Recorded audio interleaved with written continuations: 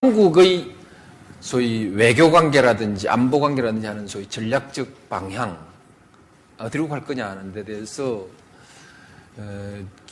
제가 좀 상당히 분석이 잘 돼 있다 싶은 책이 하나 있어서 이건 꼭 내가 한번 여러분들 권하고 싶어서 책을 좀 들고 나왔는데요. 이거 한번 좀 읽어봐 주시면 좋겠습니다. 코리아 다시 생존의 기로에 서다라는 책인데요.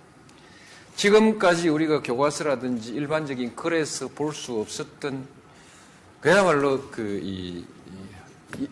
역사의 한반도를 둘러싸고 진행된 역사의 그 본질적 구조를 제대로 좀 분석하고 그리고 오늘의 현실과 항상 대조해서 100% 맞는 것은 아니지만 상당히 많은 점에 있어서 도움이 될 만한 내용이 있습니다. 적어도 저는 이런 책을 보면서 사람들의 사고를 발전시키는데 굉장히 도움이 되겠구나 하는 생각이 들어서 그러면 왜 대통령이 지금 좌파 같기도 하고 신자유주의 같기도 하며 왜 미국한테 굴복하는 것처럼 보이면서도 자주를 하는 것처럼 보이면서 또 굴복하는 것처럼 보이는 그 이해할 수 없는 일들을 가고 있는지에 대해서 어느 정도 여러분은 이해가 되지 않을까 싶어 이 책을 꼭 한번 책을 다시 한번 앞으로 좀 보여주시겠습니까? 네,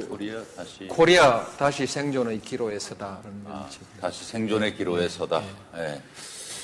네.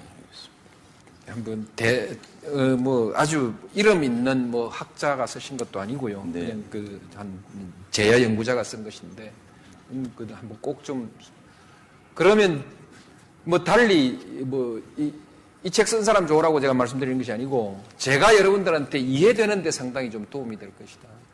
좀 한번 보시라고 말씀드리고 싶습니다. 열심히 하겠습니다.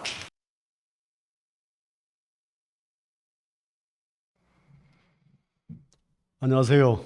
코리아 생존 전략 백이찬입니다. 지난 월요일에는 제가 하는 방송을 그만 쉬었습니다. 여러분도 잘 아시다시피 열흘 전에 이태원에서 아주 큰 우리 젊은이들이 희생을 당하는 그런 참사가 있었습니다. 그때 희생당한 분들을 애도하는 마음으로 제가 일주일 전에는 방송을 하지 않았습니다. 그런데 지난 일주일간 지난 이태원에 있었던 참사 이상으로 그때는 150여 명이 사망을 했습니다마는 15만 명, 150만 명, 나아가서는 1,500만이 죽을 수 있는 그런 한반도의 심각한 군사 대결, 나아가서 전쟁으로 연결될 수 있는 그런 아주 군사적 긴장이 높아지는 또 시간이 지난 일주일간이었습니다.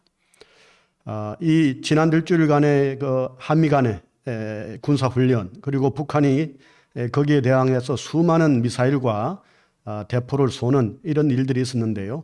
오늘은 그 군사적 긴장 문제, 한반도의 군사적 긴장이 격화되는 것을 주제로 오늘 여러분하고 이야기를 나누려고 합니다. 지난 첫 번째 제가 여러분하고 이야기할 때는 큰 차원에서 지금 미중 패권 경쟁이 어떻게 벌어지고 그것들 어떤 시각으로 봐야 될지에 대한 이야기를 나누었습니다. 오늘은 그것의 두 번째 시리즈가 되겠고요. 군사 문제에 좀 집중을 해서 여러분하고 이야기를 하도록 하겠습니다. 자, 여러분, 지금 한반도의 이 군사적 위기가 격화되고 있습니다. 잘 아시다시피 지난 8월 달 이후로 계속적으로 북한이 동해상으로 서해상으로 미사일을 발사하고 또 대포를 발사하는 이런 일이 일어나죠. 그리고 지난 9월 말에는 한미 간의 연합 해상 훈련이 전개가 되었습니다. 미국의 도널드 레이건호라는 항모가 참가를 했고요. 그리고 이것은 단순하게 미국과 한국 간의 그런 어떤 해상 연합 훈련으로 끝나지 않고 지난 9월 30일에는 한미일 3국이 대잠수함 연합 훈련을 하는 이런 사태로 이렇게 발전이 되었죠. 사실 이렇게 한미일 3국이 연합 해상 훈련을 하는 것은 아주 오랜만에 벌어진 일이죠. 그리고 나서는 10월 6일에는 미국의 핵 함모가 다시 회항을 하고 나서 한미일 미사일 경보 훈련이 있었고요. 그 속에서 계속적으로 북한에서는 중거리 탄도미사일 그리고 비행기 전투기 위협 비형 그리고 또 포탄의 발사 이런 것들이 일어났죠. 이 한미연합 해상훈련이 끝난 뒤로는 지난 10월 17일부터 28일까지 한국이 연례적인 호국훈련이라는 이런 우리 연례적인 군사훈련을 개시를 했죠. 이 한미 연례적인 호국훈련이 벌어질 때도 북한에서는 거기에 대응해서 많은 포를 쏘기도 했습니다. 그리고 그 뒤를 이어서 지난 일주일 정도 10월 31일부터 지난 11월 5일까지 한미연합 공중훈련이 벌어졌습니다. 이 속에서 여러분도 많은 뉴스를 보셨겠습니다만은 북한이 거기에 대해서 대응을 해서 중거리 탄도미사일, 단거리 미사일 그리고 나아가서는 대륙간 탄도미사일까지 발사하면서 전체적인 한반도의 군사적 긴장이 매우 격화된 이런 일이 일어났습니다. 이 내용을 좀 더 구체적으로 한번 살펴보겠습니다. 사실은 이러한 북한에서 발사한 수많은 탄도미사일의 발사라든가 또는 포사격 훈련이라는 것은 윤석열 정부의 등장 이후로 시작된 것은 아닙니다. 문재인 대통령이 재임하던 그 시기부터 벌써 쭉 전개되어 왔죠. 제가 일단은 자료로 이렇게 하나 표시를 했습니다마는 올해 1월 달만 하더라도 1월 5일 자강도에서 탄도미사일을 발사했고요. 그리고 11일에도 14일에도 17일에도 탄도미사일을 2발씩 이렇게 발사를 했습니다. 사실 이때부터 계속적으로 북한은 탄도미사일을 발사를 시작했죠. 그리고 그 뒤를 이어서는 순항미사일을 또 발사하고요. 그리고 또 단거리, 중거리 미사일을 발사했습니다. 2월 달에 들어서도 2월 27일에 순안에서 탄도미사일을 발사했고 3월 달에도 그냥 건너뛰지를 않았어요. 3월 5일 날 탄도미사일을 발사하고 16일에도 발사하고 그리고 24일에는 장거리 탄도미사일 ICBM을 한 발을 발사했습니다. 4월 달에 들어서도 마찬가지로 신형 전술 유도 무기를 발사를 했고요. 5월 달에는 또 탄도미사일을 발사했고 7일에도 잠수함 발사 탄도미사일을 발사를 했죠. 윤석열 대통령의 취임 이후로는 이것이 더욱더 빈번해졌습니다. 5월 달 취임한 바로 직후에도 단거리 탄도미사일 3발을 발사했고요. 25일에도 발사했고 6월 달에도 발사했고 7월 달에도 발사하고 8월 달에도 했죠. 그리고 9월 달 들어서는 이제 단거리 탄도미사일 이런 것들이 아까 말씀드렸던 한미 연합 해상 훈련이 전개될 그 무렵부터는 아주 더 많이 발사하는 이런 일이 났고요. 10월 달부터는 아주 거의 매일 탄도미사일을 발사하는 이런 일들이 일어났습니다. 자, 이렇게 해서 북한이 사실은 엄청난 미사일 발사를 했는데 이러한 북한의 미사일 발사는 사실은 북한의 우리 한국과 미국 사이에 군사훈련에 대한 자기들 나름대로의 대응이라고도 할 수 있지만 사실은 북한으로서는 이 미사일의 정확도를 더욱더 높이기 위한 어떤 미사일의 질을 개량하기 위한 이런 끊임없는 군사적 어떤 시험이라고도 이렇게 볼 수가 있겠죠. 자, 이러한 이 북한이 지속적으로 탄도미사일을 발사하고 또 방사포를 발사하고 각종 포탄 훈련을 하고 있는 이런 상황에서 윤석열 정부가 등장하고 나서 이제 본격적으로 전개된 한미연합훈련이 을지 자유의 방패훈련이라고 하는 것입니다. 지난 8월 22일부터 9월 1일 사이에 열렸는데요. 사실은 그동안에는 지휘소훈련이라고 해서 약간 지휘적인 차원에서만 이렇게 전개되었습니다마는 이번 윤석열 정부가 등장한 이후로 을지 자유의 방패라고 이렇게 이름을 바꾸어서 실시를 했죠. 그리고 이 을지 자유의 방패 훈련은 2018년에 미국 싱가포르 정상회담 개최 이후에 많은 대규모 훈련들이 취소되거나 축소되었는데 대규모로 이렇게 한미연합훈련이 이렇게 재개된 것은 이 을지 자유의 방패훈련이라고 할 수 있습니다. 이 을지 자유 방패훈련은 연합 작전 수행 능력을 향상시킨 것인데요. 원래는 전시작전 통제권을 우리 한국군이 이양받기로 했기 때문에 전시작전 통제권의 전환을 염두에 두고 그 전환했을 때 안정적으로 한미연합훈련이 추진될 수 있도록 하는 그런 것이 목적이었죠. 그래서 이번에 지난 8월 달부터 해서 9월 초까지 을지 자유의 방패 훈련이 이렇게 대규모로 4년 만에 재개된 것이 한편으로는 북한에서는 바짝 또 한편으로는 긴장하는 그런 계기가 되었다고도 볼 수 있습니다. 그리고 아까 말씀드린 것처럼 한미일 연합 해군 훈련이 5년 만에 다시 재개가 되었죠. 아까 말씀드린 것처럼 문재인 정부 5년 동안에는 한미일 연합 해군 훈련은 이루어지지 않았어요. 한미 간의 연합 해군 훈련은 이루어졌더라도 이렇게 한미일 3국 간의 연합 해군 훈련은 이루어지지 않았는데 이번에는 한국에서는 구축함, 문무대왕함이 동원이 되고요. 미국에서는 죄송합니다. 핵 추진 항모, 로널드 레이건호, 그리고 미사일 순양함, 구축함, 그리고 잠수함, 핵 추진 잠수함까지 동원되는 이런 대규모 한미 간의 해군 훈련이 있었죠. 여기에다가 일본의 해상 자위대의 구축함인 아사히함까지도 이렇게 참여함으로써 이번에 한미일 연합 해군 훈련이 5년 만에 이렇게 다시 전개되었다, 이렇게 할 수 있겠습니다. 자, 그리고 나서는 바로 뒤를 이어서 대규모의 한미 연합 공중 훈련이 비질런트 스톰이라는 이름으로 전개가 되었어요. 이 비질런트 스톰이라는 것은 바짝 긴장해 있는 폭풍 이런 뜻이죠. 그러니까 바짝 긴장을 했다가 때가 되면은 폭풍처럼 내리친다라는 그런 의미가 있습니다. 사실은 이 비질런트 스톰이라는 것과 가장 어울리는 비슷한 이런 거로 보면 옛날에 이라크를 미국이 공격할 때 데저트 스톰이라고 그랬어요. 사막의 폭풍이라는 이름으로 그 당시에 이라크를 공격한 적이 있었는데 이제 그런 것처럼 이 비질런트 스톰이라는 것은 바짝 경계된 상태에서 폭풍처럼 내리친다라는 그런 의미가 있습니다. 그렇기 때문에 상당히 한편으로는 방어적이지만 또 한편은 대단히 공격적인 이런 연합 공중훈련이 바로 스톰자가 들어가는 훈련이다라는 거죠.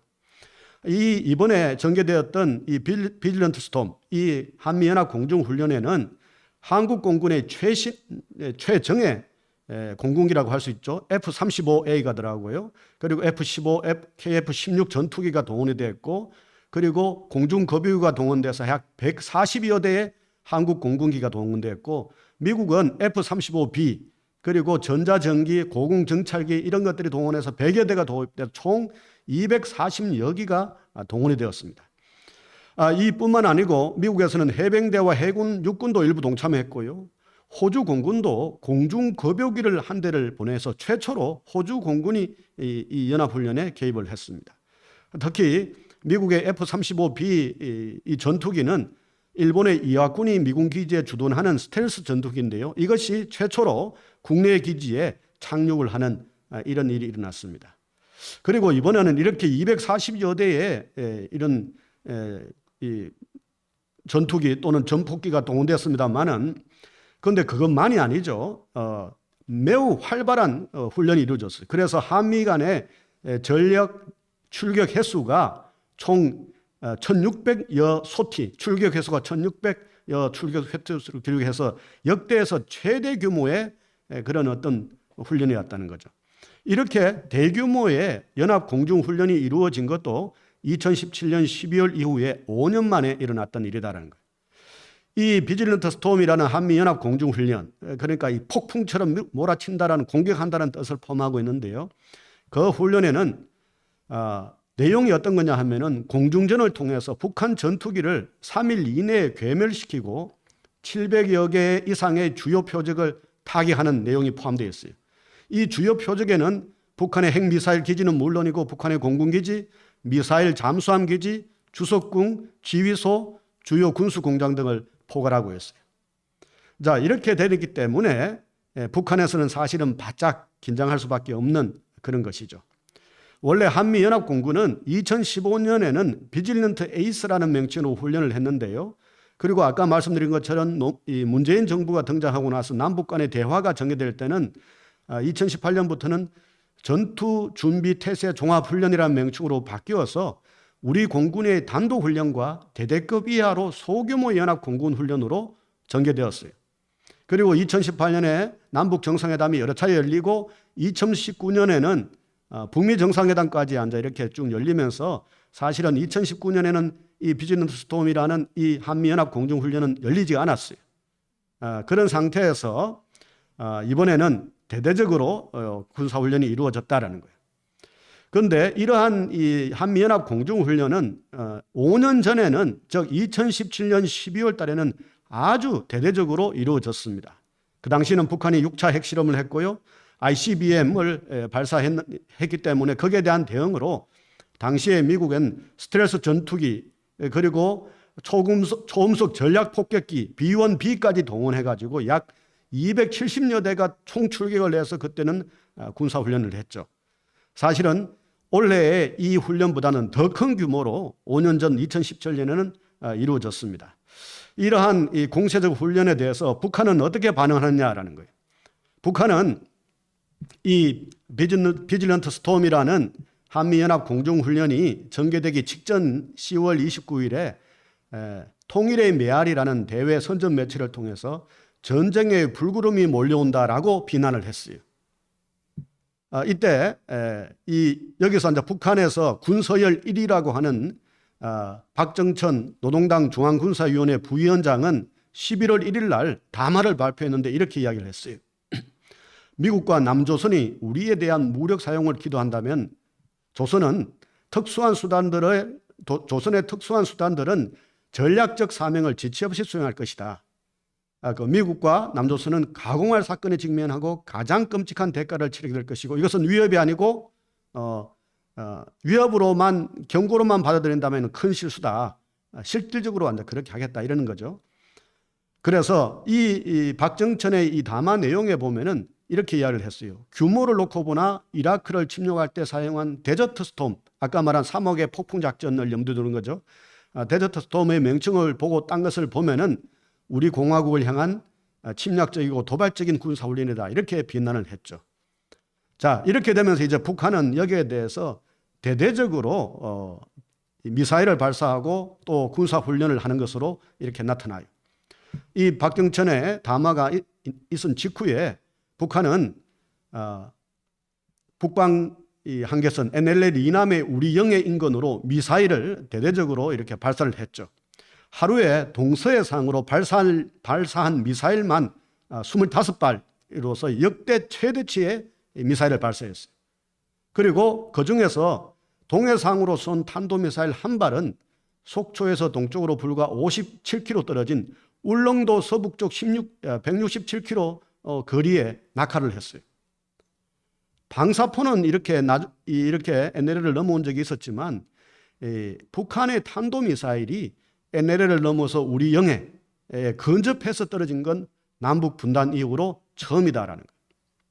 근데 이런 사태가 벌어지니까 우리 군 당국은 경계태세를 2급으로 격상하고 전투기를 동원해서 NLL 이북으로 맞대응 사격을 했죠. 그리고 우리 군이 북한의 NLL 이북으로 최초로 미사일을 쐈어요. 이것도 분단 이후로 처음이었다라는 거죠. 이제 이렇게 북한이 울릉도 근해에 미사일을 쏘니까 당시 경북 울릉군 전역에는 최초로 공습경보가 발령돼서 긴급 대피하는 이런 일이 났습니다. 북한이 이 도발에 따른 공습경보는 2016년 2월 달에 광명성 4호라는 이런 자기들은 이제 위성이라고 이야기하는데요. 대륙간 탄도미사일로 전환될 수 있는 이런 거죠. 그 발사 이후로 6년 9개월 만에 처음으로 있었던 그런 일이라고 할 수 있습니다. 그리고 북한은 미사일만 발사한 것이 아니라 포사격도 감행했고요. 그래서 오후 1시쯤에는 강원도 고성군 일대에서 NLL 북상 해상 완충구역으로 100여 발의 포를 발사를 했죠. 자, 이렇게 북한이 대대적으로 이렇게 미사일을 발사하고 또 포사격 훈련을 하고 이러니까 당시 미국에 머무르던 우리 국방부 장관이 미국의 국방부 장관과 협의를 해가지고 한미연합 공중훈련을 하루 더 연장하기로 원래는 11월 4일에 끝나는 것을 11월 5일에 끝나는 것으로 합의를 했어요. 이렇게 합의를 하니까 박정천 아까 말씀드렸던 노동당 중앙군사위원회 부위원장은 이건 또 연장된 것에 대해서 돌이킬 수 없는 엄청난 실수를 저질렀다라는 걸 알게 될 거다 이렇게 이야기했고요. 북한 외무성은 그 다음 날에 조선중앙통신을 통해서 이 한미연합훈련 비질런트 스톰은 자주권을 침해하는 것이고 절대로 묵과하지 않고 초강력 대응하겠다 이렇게 이야기했어요. 그리고 이 한미 간의 이런 여러 가지 지금 이 한반도에서의 군사적 긴장 격화는 한미연합훈련 때문이다 이런 이야기도 했죠. 그리고 이 비질런트 스톰이라는 연합공중훈련을 당장 중단하라라는 그런 이야기도 했습니다. 자, 이렇게 되면서 우리가 한미연합훈련을 연장하기로 이렇게 발표를 하고 나니까 북한은 거기에 대해서 또 연장에 대한 반격을 또 했죠. 그래서 11월 3일 오후 3시부터 해가지고 북한의 이 황해도 곡산 일대에서 동해상으로 단거리 탄도미사일을 3발을 발사를 했죠. 그래서 이 미사일의 속도가 마하 6을 기록하는 이런 거의 이 엄청난 빠른 속도의 미사일을 발사를 했고요. 그리고 오후 11시부터는 심야 포사격을 감행을 했어요. 그래서 동해 NNL 북상해상 완충구역으로 80여 발의 포를 발사를 했죠. 여기에 대해서 우리 군은 9.19 군사합의 위반이라고 그리고 즉각 도발을 중단하라고 경고 통신을 보내기도 했습니다. 그리고 이어서 아까 말씀드렸던 대로 북한은 단거리 탄도미사일 포 이것뿐만 아니고 ICBM 신형 대륙간 탄도미사일을 한 발을 발사를 했죠. 이제 이렇게 되니까 일본에서는 이번에 경보가 울렸어요. 일본의 미야기현 등 3개 지역에서 경보 시스템이 발동하는 이런 일이 일어났습니다. 자, 이러한 와중에서 개최된 것이 제54차 한미 안보협의회 SCM이라고 하는데요. 공동안보협의회였고 여기서 미국 시간으로 11월 3일에 공동성명이 발표되었어요. 이 공동성명의 주요 내용을 보면은 이렇게 되어 있죠. 이제 첫 번째 앞부분에서 보면은 미국의 국방장관이 북한이 만일 핵 공격을 한다면은 김정은 정권의 종말이 초래될 것이다 라고 하는 부분을 이렇게 앞부분에 적시를 했고요. 그리고 북한의 핵미사일 위협에 대응해서 동맹의 능력을 강화하고 정보를 공유하고 그리고 공동기획과 실행을 강화할 것이다 라고 이야기를 했어요. 그리고 북한의 핵 위협에 대해서 미국의 전략 자산의 적시적이고 조율된 방식으로 한반도를 전개하겠다는 공약을 재확인했어요. 그러니까 북한이 핵 공격을 했을 때 미국이 거기에 대해서 핵 우산을 제대로 펼칠 것이냐, 다시 말해서 핵과 관련된 일종의 보복을 할 거냐라는 우려가 있었는데 이 대목에 대해서 미국은 한반도의 전략 자산을 전개하겠다는 공약을 재확인했다는 거죠. 그리고 이제 이 부분이 매우 중요한데요. 보다 강화된 확장 억제 방안을 모색하겠다는 거예요. 그러니까 북한이 도발을 꿈꾸지 못하도록 더욱더 강화된 확장 억제 방안을 모색하겠다는 거예요. 그런 내용에 들어가는 것 중에 하나가 북핵의 사용 시나리오를 상정해서 확장 억제 수단 운용 연습을 연례적으로 개최하겠다는 거예요. 그리고 북한의 핵 도발 위협에 대한 이 북핵 사용을 억제하는 그런 수단 운용 연습을 연례적으로 개최한다는 것이고요. 한미 간의 미사일 대응 정책 협의회를 신설한다라는 거죠. 북한의 미사일 방어, 북한의 이 핵미사일 공격을 대응하는 미사일 방어 MD 시스템이라고 하는데요. 그 MD 체제를 어떻게 할 것인지에 대한 정책 협의체를 신설하겠다는 것이고 주한미군을 계속 주둔하고요. 그리고 여기서 또 하나 중요한 게 있어요. 2023년 내년이죠. 대규모 연합 야외 기동 훈련을 재개하겠다고 그랬어요. 2023년 내년 그러니까 3월 4월쯤이죠. 대규모 연합 야외 기동 훈련을 재개하겠다라는 이런 합의를 이루었습니다. 자, 이제 이렇게 이 한미 간에 이런 이 연합 이 성명이 나오니까 또 거기에 대응해서 또 북한은 군용기를 통해서 무더기 180여 대가 무더기로 나타나서 공중 무력 시위를 벌이는 일이 지난 11월 4일 일어났죠.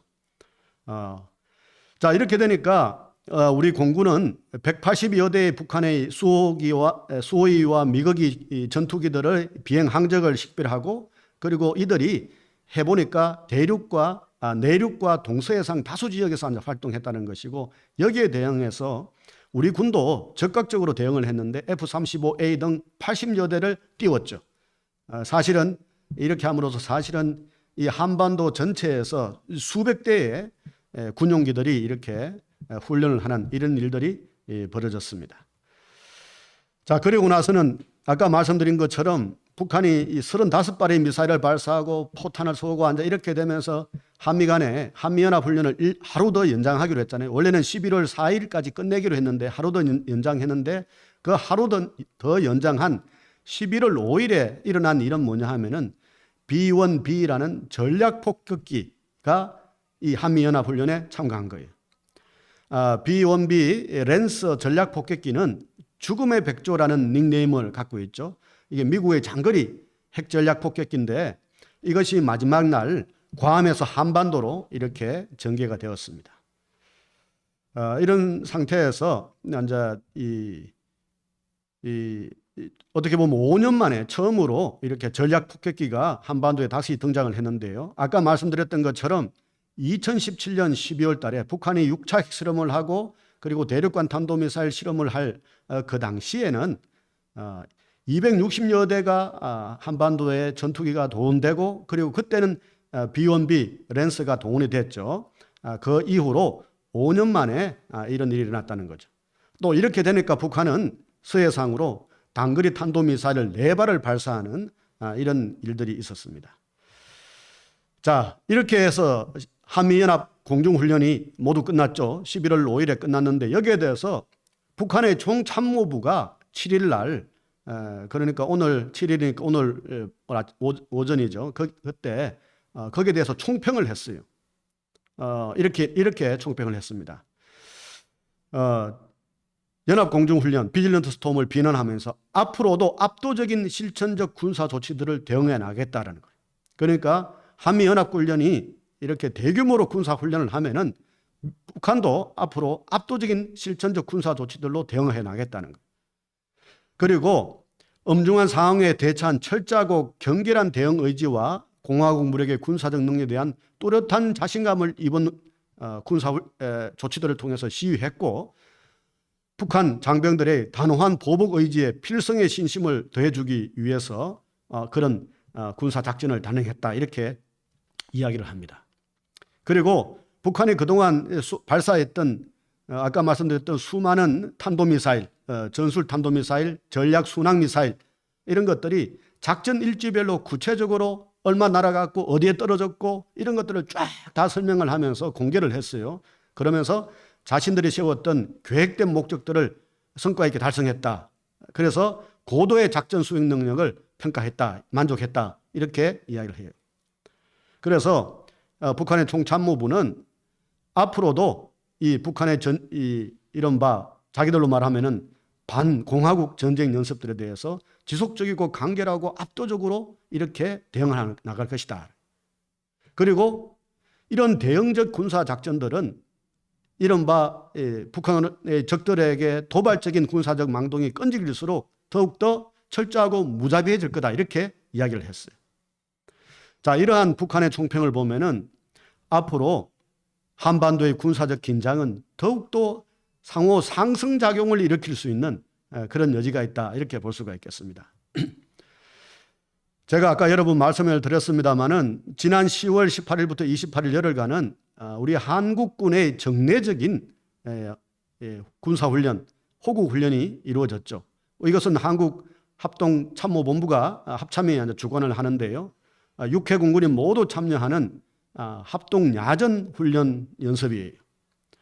원래는 사실은 이렇게 이 합동야전훈련이 이루어지지는 않았는데 2008년 이명박 정부의 출범 이후에 6회군 공군의 합동군사훈련으로 이렇게 이루어졌죠.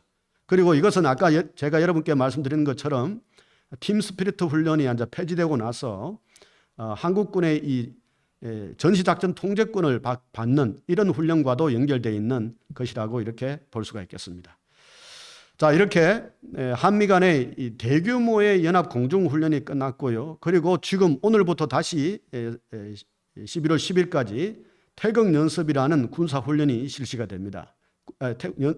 실시가 되는데 이것은 뭐 지휘소 성격의 방어적 성격의 이 컴퓨터 시뮬레이션을 하는 이런 어떤 연습이라고 볼 수 있는데요.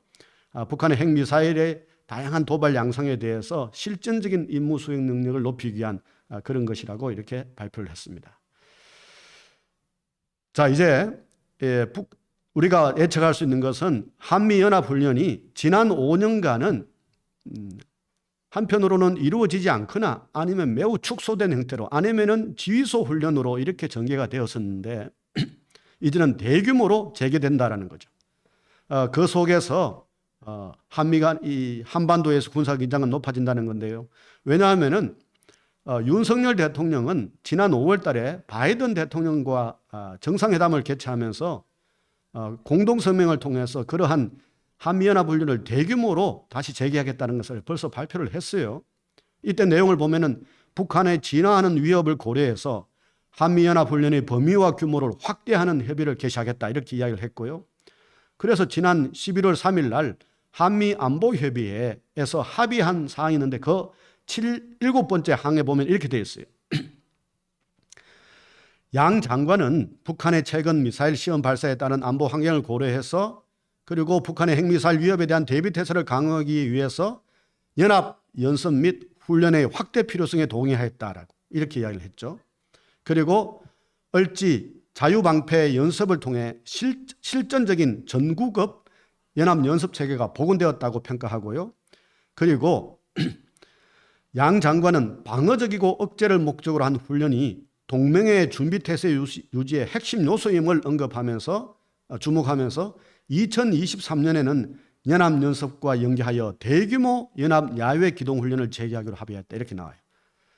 자, 이제는 한미 양 정상이 한미연합훈련의 범위와 규모를 확대하는 것을 협의하기로 했고 그것을 지난 11월 3일에 합의를 했죠.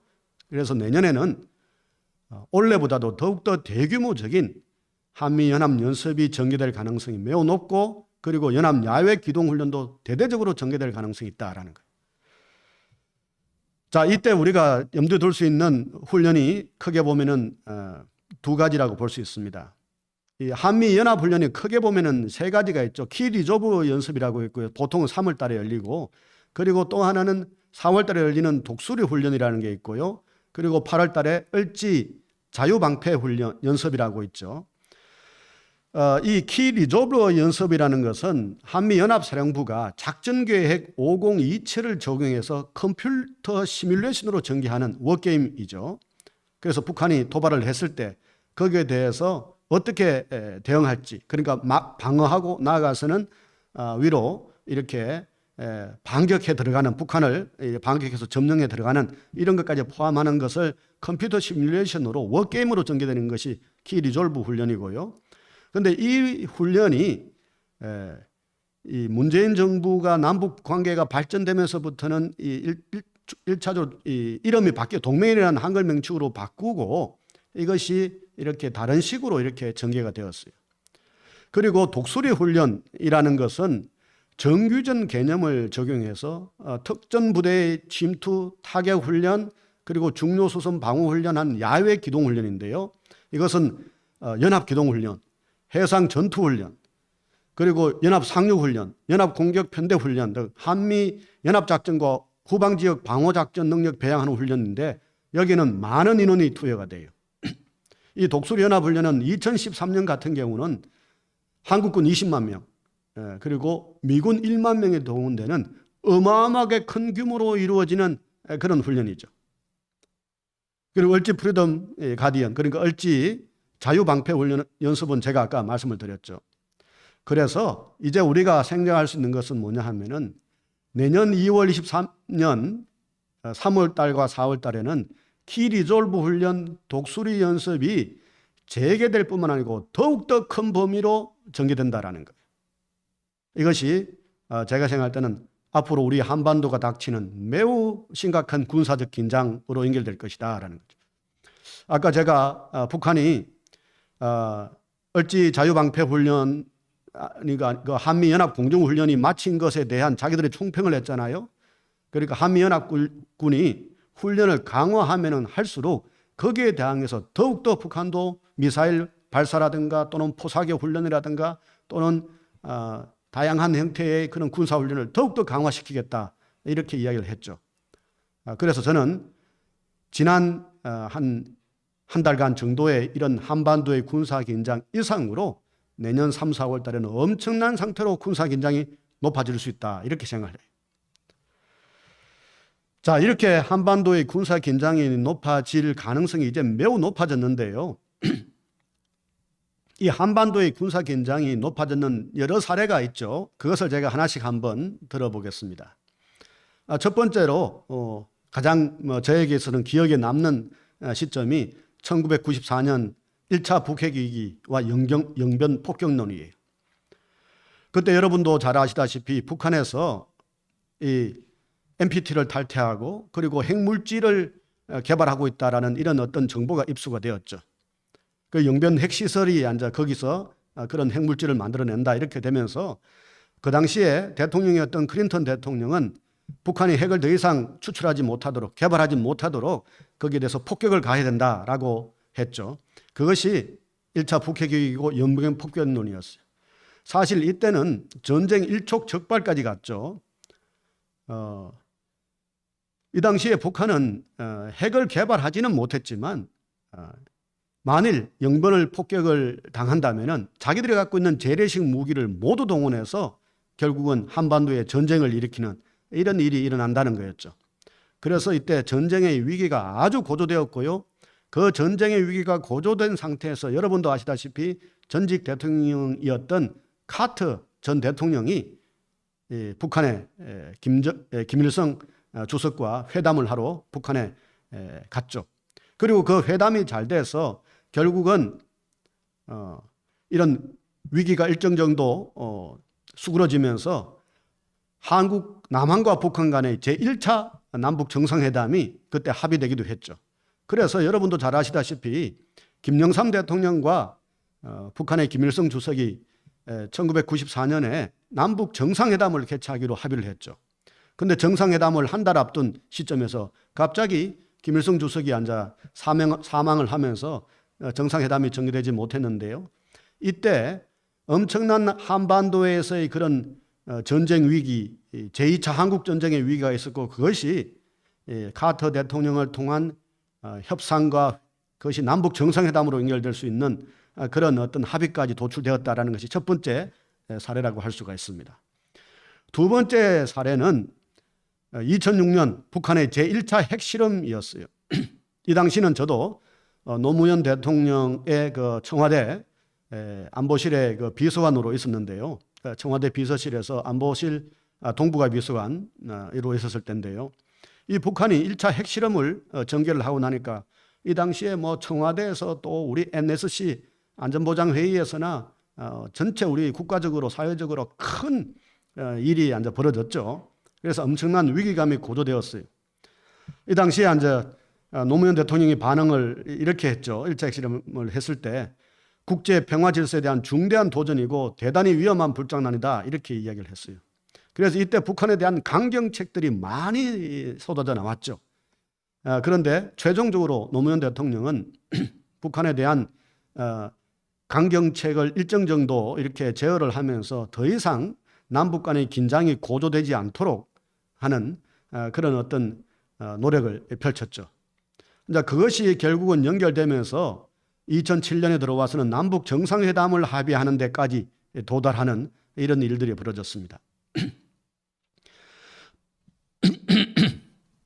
이 1차 핵실험 이후로 이명박 정부 때 2차 핵실험이 있었고, 박근혜 대통령 시절에 3차 핵실험, 4차 핵실험, 이렇게 연속적으로 5차 핵실험 이렇게 이루어지면서 북한은 드디어 2017년 11월 달에는 핵무력의 완성을 선언하는 이런 일들이 일어났죠. 자, 세 번째, 남북 간의 한반도의 군사적 긴장이 대단히 고조되었던 시점이 2010년이에요. 여러분 아시다시피 2010년 3월 달에 우리 천안함이 폭침을 당하는 이런 일이 났죠. 이것이 뭐 여러 가지 어떻게 침몰되었느냐에 대해서 뭐 여러 가지 논의가 있습니다만은 일단은 저는 정부의 공식적인 발표대로 일단 폭침되었다 이렇게 저는 생각을 합니다. 이 폭침되어서 46명이 전사하고 1명이 순직하는 이런 일이 일어났죠. 이렇게 되면서 이 군사적 긴장이 매우 높아졌고요. 그 흐름 속에서 2010년 11월 23일에 북한이 연평도를 포격해서 우리 국민 4명이 사망하는 이런 일이 났죠. 자, 이렇게 되니까 여기에 대해서 우리 군도 대대적으로 대응 포격을 북한 진지를 향해서 이렇게 했죠. 이때 아주 군사적 긴장이 높아졌습니다.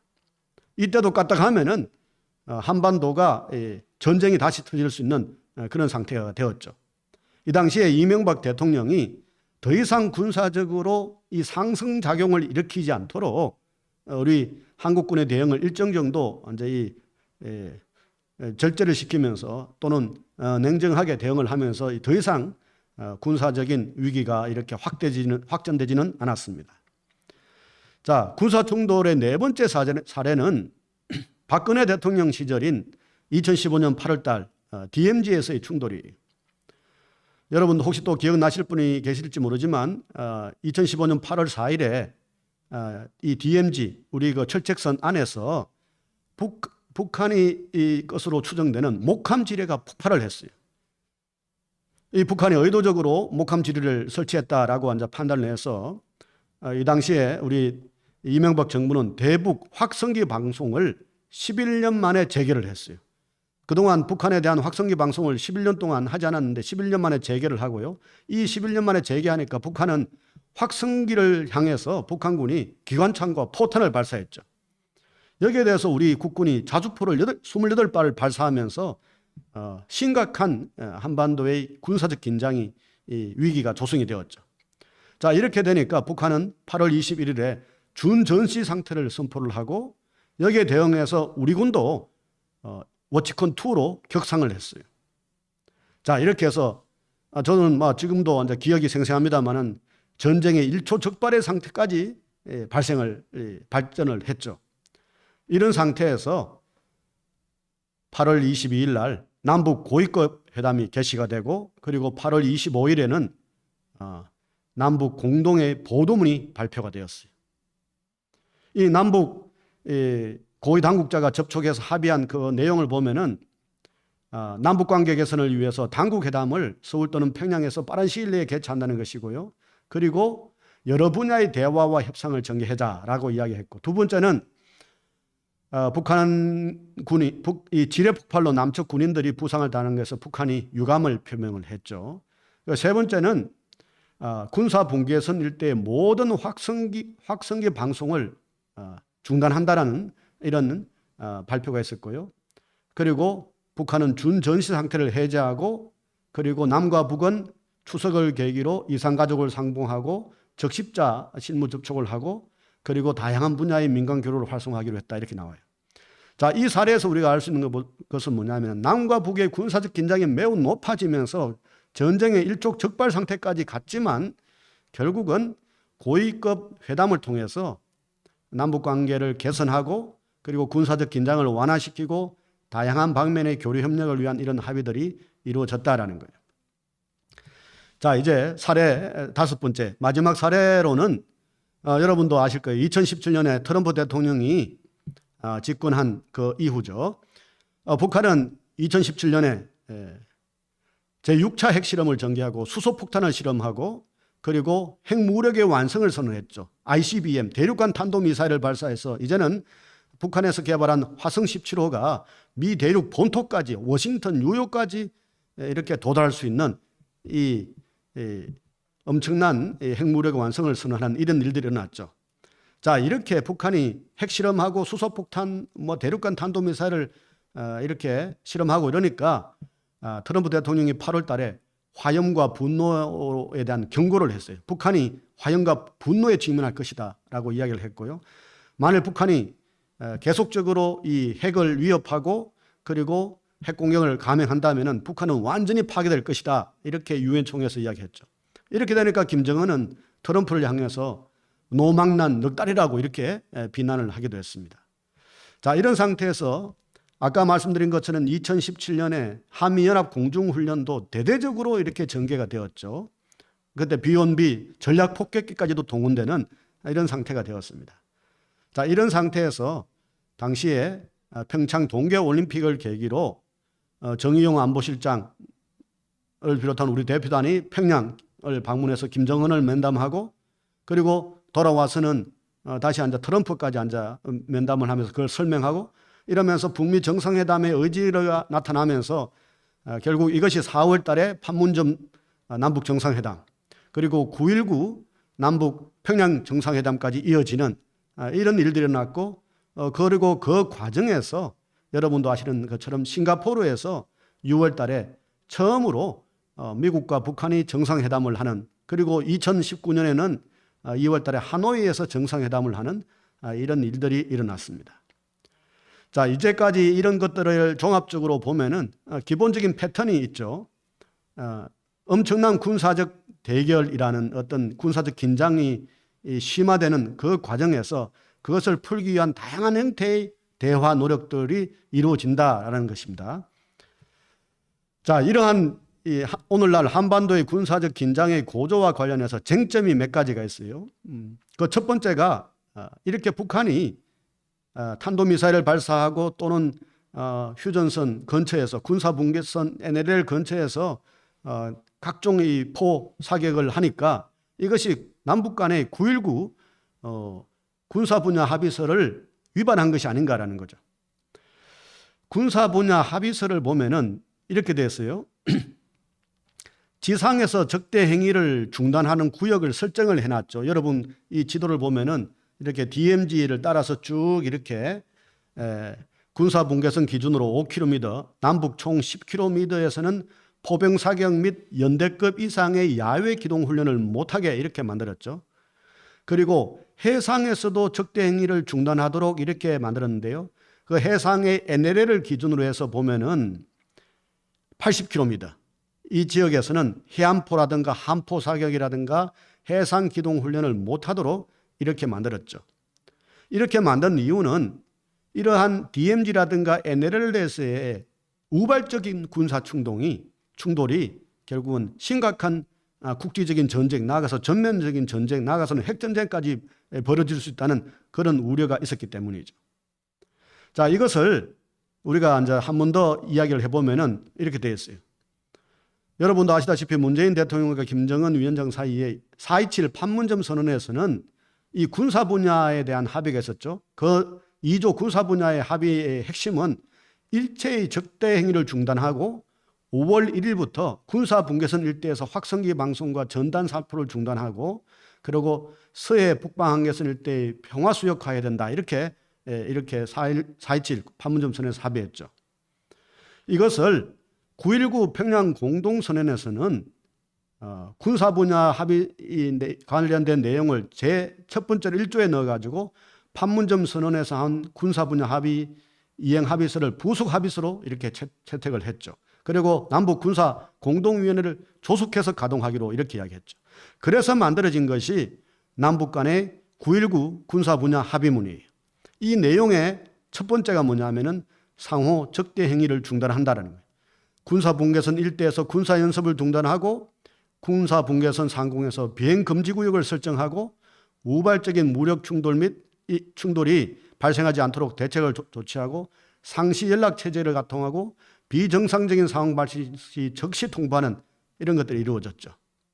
자, 여기서 우리가 하나 생각해야 될 것은 이번에 지난 최소한 한 달간 벌어졌던 이런 DMZ 상에서 또는 NLL 상에서의 이런 여러 가지 이 군사적 어떤 활동들 이런 부분들은 이 합의문에 따라서 저는 해결돼야 된다고 봐요. 우리가 사실은 윤석열 대통령이 취임하고 나서부터는 군사 분야 합의서를 폐기해야 된다는 강경파들이 있었어요. 이 강경파들은 이 군사 분야 합의서 때문에 우리 한국군이 DMZ 상에서 또는 NLL 상에서 군사 훈련을 하지 못하니까 이것을 없애버리고 우리가 DMZ에서 NLL 상에서 마음껏 군사 훈련을 하자. 이러면서 이제 이 군사 분야 합의서를 폐기해야 된다. 이런 주장을 하는 사람들이 아주 극단적인 강경파들이 있었죠. 이 윤석열 정부 뭐 지지파들 중에서. 그런데 아직 윤석열 정부는 이 군사 분야 합의서를 폐기하지 않았어요. 저는 그것은 당연하다고 생각을 합니다. 왜냐하면은 사실은 이 군사 분야 합의서를 지켜야만 그나마 긴장이 고조되고 있는 이 한반도의 긴장 상태를 완화할 수 있는 그런 가능성이 열리거든요. 그래서 우리 한국의 국방부에서도 우리 국군에서도 계속 북한의 NLL 상에서 포사격 훈련을 하는 것은 이 군사 분야 합의를 위반한 것이다라고 이야기를 해요. 저는 이 군사 분야 합의를 앞으로 지켜나가는 것, 나아가서는 이 판문점 선언 평양 공동선언을 지켜나가는 것이 앞으로 한반도의 군사적 긴장을 완화하는 데 매우 중요한 그런 어떤 것이다, 이렇게 저는 생각을 합니다. 자, 두 번째 쟁점이 있어요. 이 두 번째 쟁점은 예방 타격, 선제 타격, 삼축 체제라고 하는 것이, 북한의 핵 미사일 능력이 점점 강화되고 있으니까 그것을 미리 폭격을 해가지고 없애버려야 된다고 하는 것이 예방 타격이에요. 영어로는 프리벤티브 스트라이크라고 해요. 프리벤티브. 그러니까 전쟁 가능성은 낮아도 위험 요인이 점점 커질 수 있으니까 미리 제거해야 된다는 거예요. 그러니까 이 항암 주사하듯이 뭐 그런 거죠. 항암 치료하듯이 미리 암세포를 놔주고 타격해서 없애버려야 된다는 거죠. 그 당시 예방 타격을 이야기했던 것이 바로 1994년 클린턴 대통령 시기에 영변 핵시설 폭격론 뭐 이런 것들이죠. 그런데 이것은 사실은 어떻게 보면 다른 말로 하면 거의 침략이라고 볼 수가 있죠. 그런데 이것은 그래서 아주 강력한 국제적 비난을 받을 수가 있고 비밀 핵시설을 파괴할 수 없는 그러면 심각한 문제가 있고요. 사실은 지금은 이런 예방 타격은 북한이 핵미사일을 가진 상태에서는 불가능하게 이렇게 되었죠. 두 번째는 선제 타격이에요. 이 선제 타격은 영어로는 preemptive strike라고 그래요. 선제 타격. 그러니까 이것은 뭐냐면 전쟁 가능성이 높거나 임박한 상황에서 위협 시설을 타격하는 거예요. 영변의 핵시설, 미사일 기지, 이동식 미사일 발사대 뭐 이런 것들을 타격한다는 거죠. 그런데 이것도 사실은 문제가 있어요. 북한이 이동식 미사일 발사대를 아주 이렇게 지금 하고 있는데 이걸 완전히 파괴할 수가 없다는 거죠. 그래서 지난 얼마 전에 북한에서 아주 기상천외한 탄도미사일 발사 시험을 했어요. 그게 뭐냐면은 북한의 호수에서, 내륙에 있는 호수에서 탄도미사일을 발사를 했죠. 그러니까 잠수함에서는 아직까지 발사할 정도는 아마 완성된 것 같지는 않아요. 그래서 그걸 보완하는 하나의 방식으로 우리 선제 타격에 대한 대응책으로 북한은 호수에서 발사하는 이런 발사를 하는 거예요. 또 하나는 북한과 중국의 접경지대에서 탄도미사일을 발사하는, 그래서 예방 선제 타격이 이제 거기까지는 미치지 못할 거라고 보는 거죠. 그래서 사실은 예방 타격도 옳지 않고 선제 타격도 옳지 않다라는 거예요. 따라서 이 선제 타격을 상정한 군사적 대응이라는 것은 상당히 위험하다라는 거예요. 그리고 그것은 또한 심각한 반발을 불러일으킨다라는 거예요. 그 반발이 뭐냐면은 지난 2달 전에 9월 8일에 북한의 최고인민회의가 발표한 조선민주주의 인민공화국 핵무력 정책에 대하여라는 법령이에요. 이 법령, 핵무력 정책에 대한 이 법령은 김정은 위원장이 어떻게 설명을 했느냐 하면은 핵무력 정책이 법적으로 고착화됐다. 이제 법제화돼서 핵 가지고 이제는 흥정을 안 한다. 핵 보유국으로서 우리의 국가적 지위는 불가역적이다. 더 이상 비핵화 협상 안 한다 이거예요. 그리고 또 하나는 매우 중요한 게 적이 공개하면 도발 원점에 대해서 핵 타격을 자동으로 한다는 거예요. 만일 우리 한미연합군이 선제 타격을 하면은 그 도발 원점에 대해서 그것이 괌이든 그것이 우리 한국군이 있는 이 남한 땅이든 또는 미국이든 핵 타격을 핵으로 자동 타격한다는 거예요. 그래서 핵은 절대 포기할 수 없고 아무리 제재를 가해도 포기하지 않는다라고 이야기를 했어요. 여기서 나왔던 핵무력 정축법에서 북한이 핵무기를 사용할 수 있는 5가지 조건을 이야기했어요. 아주 매우 중요한 건데요. 아까 이야기했던 우리 한미연합군이 채택하고 있는 일종의 선제 타격론과 이번에 러시아의 우크라이나 침공을 염두에 둔 러시아가 강조했던 핵 사용론, 이걸 두 개를 결합시켜가지고 북한은 한 2달 전에 핵무력 정책법에 핵무기 사용의 5대 조건을 명시를 했어요. 이렇게 이야기를 했죠. 첫째, 핵무기 또는 대량 살상 무기 공격이 감행됐거나 임박했다고 판단되는 거. 중요한 거는 뭐냐면은 임박하다라는 거죠. 임박하면 자기들도 선제 타격한다라는 거예요. 두 번째, 국가지도부, 국가핵무력 지휘기구에 대한 적대 세력의 핵 또는 비핵 공격이 감행됐거나 임박했다고 판단되는 경우. 세 번째, 중요 전략적 대상에 대한 치명적인 군사적 공격이 감행됐거나 임박했다고 판단되는 경우. 그러니까 북한의 핵미사일 기지라든가 북한의 군사적 시설이라든가 북한의 주석공이라든가 이런 것들이 공격이 임박하면은 우리의 선제 타격론, 삼축 체제의 선제 타격론에서 임박하면은 핵으로 공격한다는 거예요. 네 번째는 전쟁의 장기화를 막고 전쟁 주도권을 장악하기 위해 작전상 필요로도 핵을 사용할 수 있다는 거예요. 마지막 다섯 번째는 인민의 생명 안전에 파국적 위기를 초래하는 사태. 그러니까 단순하게 군사적 위기가 아니고 여러 가지 다른 이유로 인민의 생존의 안전에 파멸적인 파국적 위기 초래할 때 불가피하게 상황이 되면은 그 핵무기를 쓸 수 있다는 거예요. 자, 여러분, 우리가 사실은 북한의 핵에 대해서 삼축 체제를 만들고 선제 타격론을 주장하고 그것을 이제 우리 정부에서 또 대통령이 공공연하게 앉아 이야기를 하죠. 그렇게 되니까 북한도 똑같이 선제 타격론을 가지고 그걸 정책으로 만들어낸다는 거죠. 그것도 핵무력으로 선제 타격하겠다는 거예요. 자, 이것이 저는 앞으로 우리가 아주 눈여겨봐야 될 주제라고 보여요. 세 번째 쟁점이 있어요. 주정론과 억지력을 강화해야 된다는 논리예요. 지난 2월 달이죠. 이 대통령 선거가 이루어질 때 윤석열 후보가 트위터에 주적은 북한이다 이렇게 딱 한마디로 찍어서 이렇게 올려놨죠. 그런데 이 주적 논쟁이라는 것은 오래된 논쟁인데 사실은 처음으로 북한은 주적이다라는 표현이 등장한 것은 1995년이에요. 1995년. 1994년에 여러분도 아까도 제가 이야기를 했습니다만은 그때는 뭐 여러 가지 북한에 대해서 예를 들어 예방 폭격론도 나오고 뭐 이렇게 영변 핵시설 폭격론도 나오고 이러면서 아주 남북 관계가 안 좋았죠. 그러다가 남북 간의 실무 접촉이 이루어졌는데 북한의 박영수 대표가 서울 불바다론이라는 것을 이야기해서 전쟁이 벌어지면 서울이 불바다 된다 뭐 이런 이야기를 했죠. 이렇게 되면서 김영삼 대통령 정부 시절부터 국방백서에 북한군은 주적이다라는 개념이 등장을 했죠.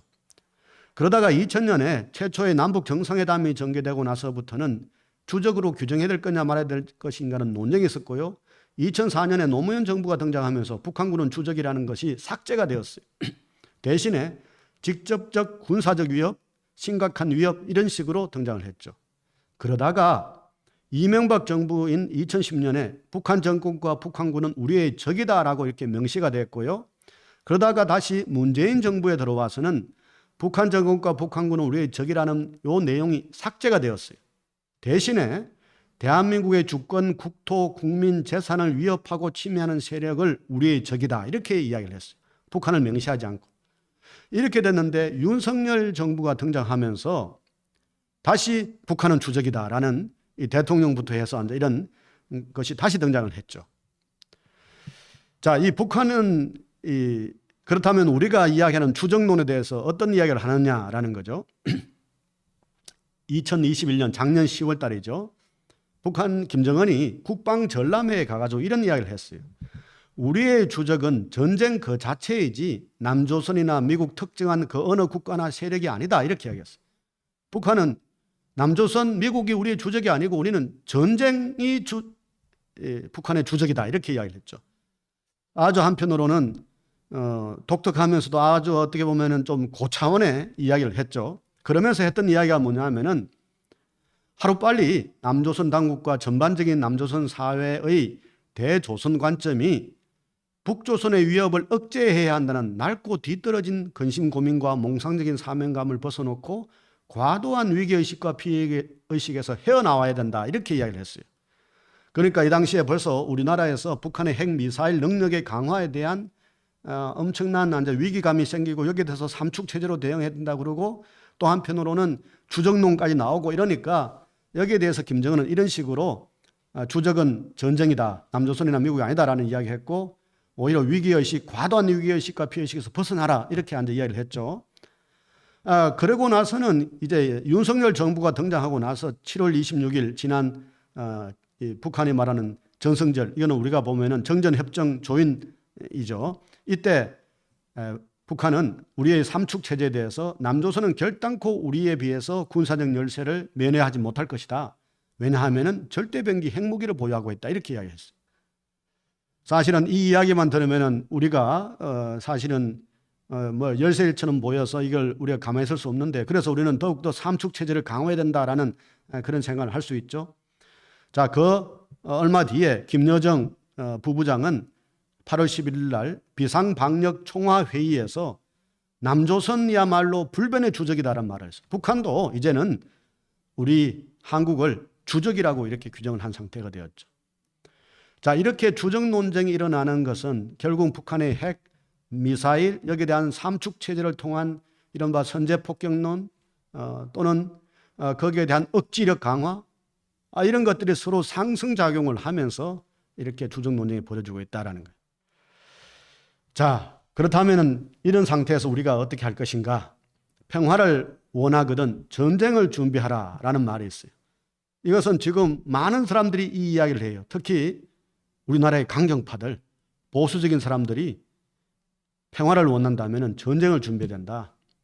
그래서 어떤 사람들은 그렇게 이야기를 합니다. 북한의 핵미사일 공격에 대비해서 이제 핵 방어 시설을 아주 촘촘하게 건설을 하고 핵 방어 시설뿐만 아니고 화생방전에 대비하는 각종 훈련들을 전개해야 된다. 이렇게 이야기를 해요.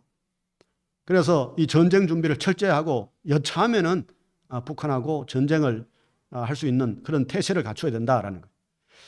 자, 근데 제가 아까 말씀드린 것처럼 사실은 이 전쟁만으로는 전쟁을 준비하는 것만으로는 평화를 이룰 수가 없어요. 평화를 원하거든 평화를 준비해야 된다는 거예요. 평화를 원하거든 평화를 준비해야 된다. 평화를 준비하지 않으면 결국은 전쟁의 준비만으로는 악순환이 펼쳐지고 긴장이 고조되면서 결국은 터질 수가 있어요. 저는 그 대표적인 것이 결국은 우리 한국 전쟁이라든가 이 세계의 많은 전쟁이 사실은 이 평화를 준비하는 노력 이런 것들이 사실은 동시에 갈 때만 전쟁을 막을 수 있다 이렇게 봐요. 전쟁의 준비는 저는 필요하다고 봐요. 그렇지만 그것만으로는 안 된다라는 거예요. 평화도 준비된다. 평화는 어떻게 준비가 가능할까요? 이것은 제가 다음 시간에 언제 한번 제가 본격적으로 한반도의 평화를 어떻게 이룰 것인가를 가지고 제가 설명을 하겠는데요. 일단 오늘은 몇 가지의 이 어떤 제안으로 제가 오늘 이야기를 마치려고 합니다. 저도 관여하고 있는 평화통일연대라는 시민단체가 있어요. 거기에서 지난 10월 20일 날 한반도에서의 군사 긴장이 계속적으로 고조되고 있으니까 6가지의 제안을 했어요. 그 제안을 제가 여러분에게 좀 간략하게 설명하는 것으로 오늘 제 나름대로 생각하는 대안을 말씀을 드리겠습니다. 첫 번째는 현재 한미 양국과 북한이 벌이고 있는 군사훈련을 더 이상 확대하지 말아야 된다는 거예요. 그래서 지난 5년간 유지했던 수준에서 통상적인 훈련으로 전개해야 된다는 거예요. 다른 말로 하면은 9.19 군사분야 합의서에서 합의한 대로 군사분계선 일대에서의 군사연습을 중단하고 직통전화를 통해서 군사 현안 문제를 지체 없이 협의해야 된다는 거예요. 저는 이때 한미연합의 대규모 훈련과 북한의 핵미사일 실험 이것을 동시에 축소하거나 또는 중단할 이런 것들도 저는 대안으로 모셔갈 필요가 있다 이렇게 생각을 해요. 두 번째는 남과 북의 안보 관련 고위 당국자들이 현재의 군사적 긴장을 해소하기 위해서 대화를 적극 개시해야 된다라고 봐요. 남북 간의 관계가 아주 안 좋았던 이명박 정부 시기 그리고 박근혜 정부 시기에도 그러한 군사적 대화가 이루어졌거든요. 그래서 저는 지금 안보실장 또는 국방부 장관 그리고 북한의 그와 연관된 군사 최고 책임자 이렇게 해서 대화를 적극적으로 개시하는 게 필요하다 이렇게 보고요. 세 번째는 남과 북의 최고 지도자들이 역대 정부의 합의 6.15, 14, 4.27, 9.19에 기초해서 새로운 정상회담을 개최해야 된다 이렇게 봐요. 그러니까 이명박 대통령, 지금 윤석열 대통령 그리고 김정은 위원장이 시간은 걸릴지라도 남북 정상회담을 새롭게 개최한다는 이런 마음을 가지고 전개할 필요가 있고 거기에 윤석열 대통령이 광복절 경축사에서 한 대담한 구상을 진짜 대담하게 이렇게 한번 새롭게 전대해 나갈 필요가 있고요. 북한으로서도 김여정이 부부장이 절대 상대해 주지 않겠다 이렇게 이야기했는데 그것이 아니라 대화에 응해야 된다 이렇게 봐요. 네 번째는 미국의 바이든 대통령과 북한의 김정은 위원장이 다시 대화를 시작해야 된다고 봐요. 옛날 트럼프 대통령 시절에 김정은 위원장과 대화를 했잖아요. 저는 민주당 정부인 바이든 대통령이 못할 이유가 없다고 봐요. 다시 대화를 위한 여러 가지 논의를 전개할 필요가 있다라고 보고요. 다섯 번째, 지금 한반도의 군사 긴장, 특히 내년 봄에 벌어질 군사 긴장은 저는 아주 심각한 상태로 갈 수 있다고 봐요. 따라서 전 국민이 평화를 위한 노력을 할 필요가 있고 그래서 평화와 안보를 위한 여야, 정치권, 정부 그리고 민간까지 합해서 사자협의체를 구성할 필요가 있다. 이렇게 생각을 합니다.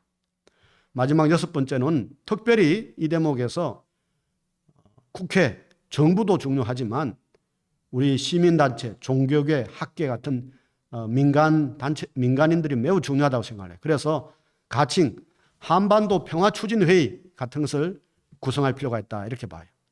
한반도 평화추진회의 준비위원회 같은 것을 만들어서 이런 여러 우리 시민들 또는 종교계, 학계 또 많은 이런 사람들이 참여하도록 해서 이 8천만 민족의 한반도 평화, 나아가서 동아시아 세계의 평화에 기여하는 이런 노력들을 전개할 필요가 있겠다 이런 생각을 합니다. 예, 이상으로 제가 여러분에게 이렇게 조금 말씀을 드렸는데요. 여기 대해서 여러분들이 수많은 의견을 주실 수 있습니다. 또 그 의견은 충분히 제가 검토를 할 것이고요. 그리고 그 의견은 또 제가 앞으로 계속적으로 이어질 그런 이 강연 또는 이 대화 시간을 통해서 계속적으로 저도 거기에 대해서 답을 하고 이렇게 할 것입니다. 지금 청취하시는 분들께서 많이 문자로 이렇게 또 댓글로 의견을 주시기를 기대합니다. 예, 이상으로 오늘 제 이야기는 마치도록 하겠습니다. 감사합니다.